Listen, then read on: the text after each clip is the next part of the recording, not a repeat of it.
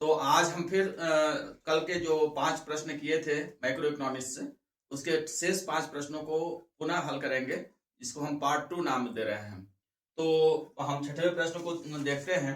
छठवें प्रश्न में ये दिया हुआ है कि निम्नलिखित कथनों का ध्यानपूर्वक अध्ययन कीजिए।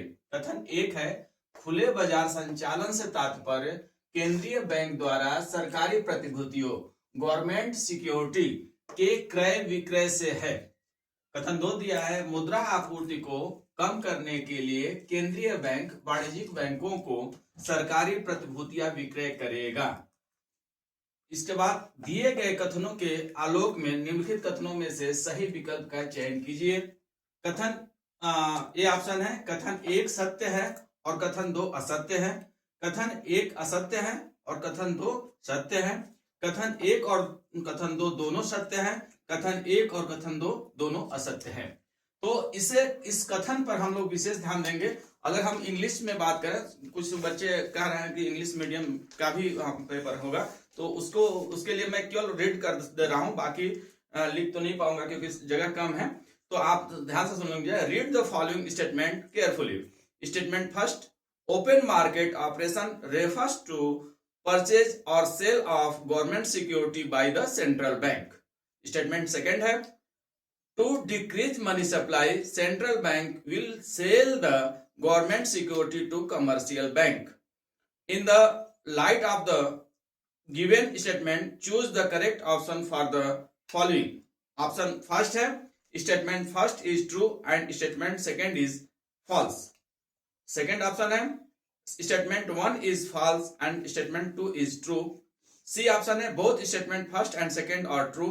और D है, both statements 1 and 2 are false. तो हम इस पर अब चर्चा करते हैं। खुले बाजार, ओपन मार्केट क्या होता है? ओपन मार्केट का मतलब होता है जब केंद्रीय बैंक यानी सरकार की सिक्योरिटी को लेकर के बाजार में जाता है और इस अपने सिक्योरिटी को बेचता है। बेचने का मतलब हो गया कि पैसा लेता है। जब मुद्रास्फीति नियंत्रित करना होता है या शाख नियंत्रण करना होता है, तो केंद्रीय बैंक उसे बेचता है और जो व्यापारिक बैंक होते हैं उस सिक्योरिटी को लेते हैं, खरीदते हैं। उस प्रक्रिया को हम कहते हैं खुले बाजार की क्रिया। और खुले बाजार की क्रिया, अब इसका परिभाषा देख लीजिए। इसमें क्या लिखा है? खुले बाजार संचालन से तात्पर्य केंद्रीय बैंक द्वारा सरकारी प्रतिभूतियों का क्रय विक्रय से है। इसका मतलब ये एकदम सही है और यही होता है। इसकी परिभाषा भी कभी कभी एग्जाम में भी पूछ देता है, खुले बाजार की क्रिया किसे कहते हैं? तो खुले बाजार की क्रिया से तात्पर्य है केंद्रीय बैंक द्वारा सरकारी प्रतिभूतियों के क्रय विक्रय से है। कथन सेकंड है, मुद्रा आपूर्ति को कम करने के लिए केंद्रीय बैंक वाणिज्यिक बैंकों को सरकारी प्रतिभूतियां विक्रय करेगा। यह भी सही है, क्योंकि मुद्रा आपूर्ति को कम करने के लिए, क्योंकि जब वाणिज्यिक बैंकों के पास मुद्रा ज्यादा होगा, जमाएं ज्यादा होंगी, तो वो उधार ज्यादा देंगे, शाख ज्यादा निर्माण करेंगे, तो मुद्रा आपूर्ति बढ़ जाता है। तो सरकार मुद्रास्फीति या शाख नियंत्रण को नियंत्रित करने के लिए वो क्या करते हैं कि खुले बाजार की क्रिया से अपने सरकारी गवर्नमेंट जो सिक्योरिटी होती है उसको बेचती है और वाणिज्यिक बैंक उसे क्रय करके मुद्रा किसको दे देते हैं? केंद्रीय बैंक को दे देते हैं। और इस प्रकार केंद्रीय बैंक शाख की जो पूर्ति है, मुद्रा की जो आपूर्ति है, उसे कम कर देती है। इस प्रकार से यह केंद्रीय बैंक वाणिज्यिक बैंकों को सरकारी प्रतिभूतियां क्या करती है? विक्रय करती है, न कि क्रय करती है। क्रय करेगी तो फिर पैसा चला जाएगा, यानी कि आपूर्ति बढ़ जाएगी। और अगर विक्रय करती है यानी सिक्योरिटी बेचती है, तो बदले में पैसा ले लेती है, अपने पास केंद्रीय बैंक पास में रख लेती है। इस प्रकार से यहाँ पे मुद्रा आपूर्ति क्या हो जाता है? कम हो जाता है। तो इस हिसाब से जो ऑप्शन होगा वह सी ऑप्शन होगा। कथन 1 और कथन 2 दोनों क्या है? सत्य हैं। तो अब हम नेक्स्ट प्रश्न यानी 7वां प्रश्न को देखते हैं। 7वां प्रश्न है, वाणिज्यिक बैंकों को शाख सृजक कहा जाता है क्योंकि ऑप्शन 1 है, वे केंद्रीय बैंक से प्रतिभूतियां क्रय करते हैं। बी ऑप्शन है, उनके द्वारा प्रदत्त ऋण जमा राशि उत्पन्न करते हैं। सी ऑप्शन है, वे सरकार के बैंकर के रूप में कार्य करते हैं। डी ऑप्शन है, वे अर्थव्यवस्था में ऋण दर को विनियमित करते हैं। इसका अगर इंग्लिश वर्जन हम करें तो 7वां प्रश्न है कि commercial bank are regarded as money creators because A option है, they purchase security from the central bank. B option है loans provided by them creates deposits, C option है they act as a banker to the government, and D option है they regulate the lending rate in the economy. तो जैसा कि हम पहले question में ही इसको हम हल कर चुके हैं कि केंद्रीय वाणिज्यिक बैंक साख निर्माण करते हैं, और क्यों कैसे करते हैं, क्यों उनको साख सृजक कहा जाता है। साख सृजक इसलिए कहा जाता है कि उनके द्वारा जो प्रदत्त ऋण होता है उससे जमा राशि उत्पन्न किया जाता है, यानी कि वो जब एक व्यक्ति का पैसा जमा होता है, जो प्राथमिक जमा होती है, उसको पुनः कुछ पैसे रख करके दूसरे व्यक्ति को या दूसरे बैंक को दे दिया जाता है, तो वो जमा राशि क्या कहता है, व्युत्पन्न जमा कहलाता है, और व्युत्पन्न जमा फिर वह दूसरे को देता है। इस प्रकार से ये प्रक्रिया चलती रहती है। यह जो प्रक्रिया है इसको हम एक अलग वीडियो में साख निर्माण की प्रक्रिया को हम समझाएंगे, और समझाए हैं उसको आप वीडियो में देख सकते हैं कि साख निर्माण कैसे किया जाता है। तो इस प्रकार से इसका आंसर हो जाएगा उनके द्वारा प्रदत्त ऋण जमा राशि उत्पन्न करती है, यानी कि बी ऑप्शन हो जाएगा loan provided by them create deposits. अब हम 8वें प्रश्न को देखते हैं। एक लेखांकन वर्ष में समग्र व्यय को क्या के रूप में भी जाना जाता है। एक लेखांकन वर्ष में समग्र व्यय डैश लिया हुआ है के रूप में भी जाना जाता है। ऑप्शन चयन करना है इसमें से कि इसको किस नाम से और जाना जाता है। ए ऑप्शन है स्वायत्त निवेश, बी ऑप्शन है समग्र पूर्ति, सी ऑप्शन है समग्र मांग, और डी ऑप्शन है प्रेरित निवेश। अगर हम अंग्रेजी में बात करें तो A aggregate expenditure in the economy during an accounting year is also known as autonomous investment, aggregate supply, aggregate demand और इंड्यूस्ड इन्वेस्टमेंट। तो सही जवाब आपको, जैसा कि आप जानते होंगे कि समग्र व्यय का मतलब होता है, समग्र में व्यय कौन करेगा, जब डिमांड करेगा, यानी कि समग्र व्यय का मतलब होता है समग्र मांग, एग्रीगेट डिमांड, एडी को कहते हैं। क्योंकि एडी इक्वल टू क्या होता है, जो उपभोग किया जाता है, जो निवेश किया जाता है, वो गवर्नमेंट व्यय पे किया जाता है, तथा जो आयात और निर्यात का जो शुद्धिकरण होता है उसी को हम क्या करते हैं, एग्रीगेट डिमांड करते हैं। तो इस प्रकार से इसका ऑप्शन हो जाएगा सी। चलिए अब हम अगले प्रश्न को देखते हैं। प्रश्न संख्या 9 को दिया है कि कीनेशियन अर्थव्यवस्था में 45 अंश रेखा डैश की ओर इंगित करता है, यानी कि यह क्या किसको इंगित करता है। ऑप्शन 1 है आय उपभोग से अधिक है, बी ऑप्शन है बचत निवेश से अधिक है, सी ऑप्शन है उपभोग आय से अधिक है, अथवा डी है आय उपभोग के बराबर है।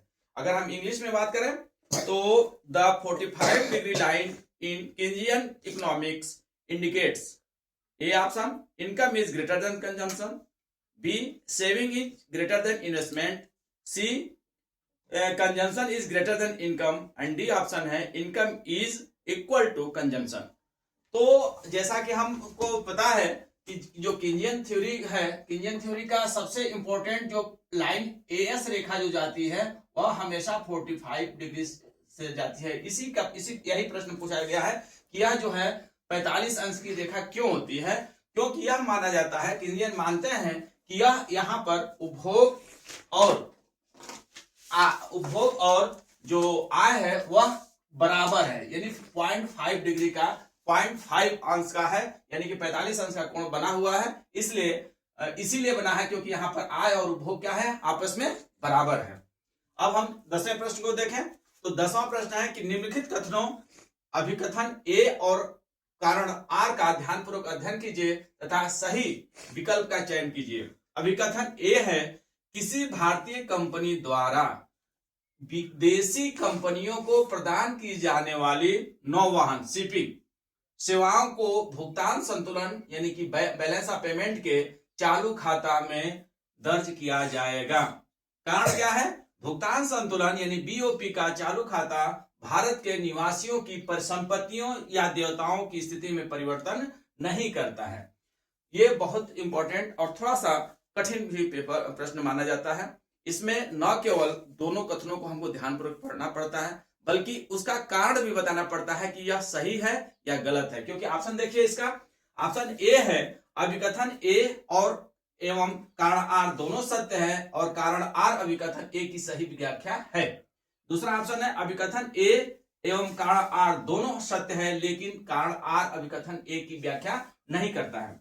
सी ऑप्शन है अभिकथन ए सत्य है लेकिन कारण आर असत्य है। डी ऑप्शन है अभिकथन ए असत्य है लेकिन कारण आर सत्य है। यानी कि न केवल इसका कथन दोनों का देखना है, बल्कि यह भी देखना है कि अब व्याख्या कर रहा है कि नहीं कर रहा है। इसी को हम थोड़ा सा इंग्लिश में भी पढ़ देते हैं, जो इंग्लिश वाले होंगे उनके लिए थोड़ा आसान हो जाएगा। Read the following statement, assertion A and reason are carefully, choose the correct option from those given below।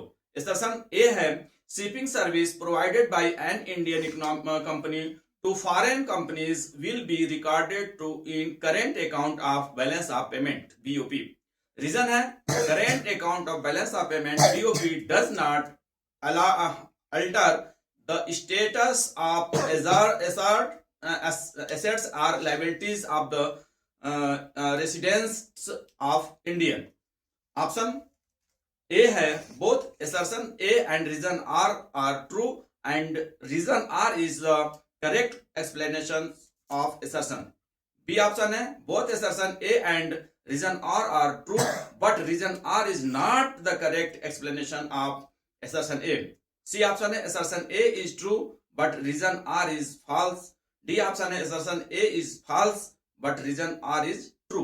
तो आप देख सकते हैं इसमें अब हमको समझने की जरूरत है। देखिए, कोई भी भारतीय कंपनी द्वारा विदेशी कंपनियों को जो सेवाएं प्रदान की जाती है, तो जो सेवा होता है वह किस में चला जाता है? चालू खाता में चला जाता है। तो ये सिंपल से है, इसमें कोई दिक्कत नहीं है। बीओपी के दो खाते हैं, एक चालू खाता और एक पूंजी खाता। चालू खाता का मतलब क्या होता है? जिसका हम हिसाब जो है उसी वर्ष करते हैं, उसे हम कहते हैं चालू खाता। और पूंजी खाता जिससे उसकी लायबिलिटी, यानी जिस देश का उधार हुआ, ऋण हुआ, पूंजी हुआ, ये सब किस में आ जाता है? पूंजी खाते में आ जाते हैं, जो विदेशों से हमको ऋण प्राप्त होते हैं। तो यह चूंकि एक सेवाएं दी जा रही हैं, तो यह सेवाओं का यह एक तरह से आय है, और आय होने के कारण इसको किसमें रखते हैं? चालू खाता में रखते हैं। तो ये कथन अभिकथन तो सत्य हो गया।